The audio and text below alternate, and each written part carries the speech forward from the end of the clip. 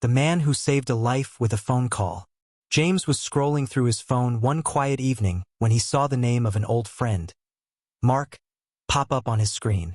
They hadn't spoken in years, so James was surprised but curious. He answered the call, and the voice on the other end sounded unfamiliar. It was faint, tired, and full of despair.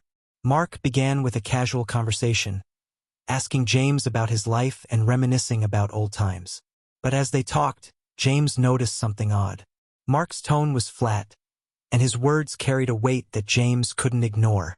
When James asked how Mark was doing, there was a long pause before he quietly said, "Honestly, I'm not sure I can keep going like this." James's heart sank. He knew he couldn't brush this off. He asked Mark to explain and listened as his friend shared how he had been battling severe depression, feeling isolated and hopeless. Mark confessed that he had been considering ending his life and that calling James was a last attempt to talk to someone before making a decision. James felt a surge of panic but quickly steadied himself. He told Mark that he wasn't alone and that things could get better, even if they felt impossible now. He stayed on the phone with Mark for hours, talking, listening, and reminding him of their shared memories and the people who cared about him. When the call ended, James didn't stop there. He contacted a mental health helpline and explained the situation, ensuring Mark got professional help.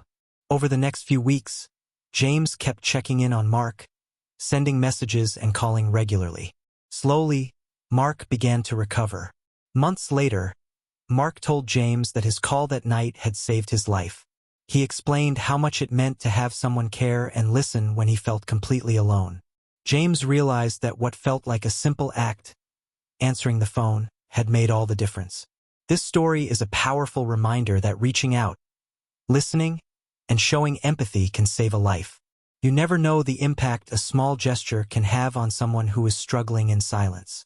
Sometimes, just being there is enough to make a world of difference.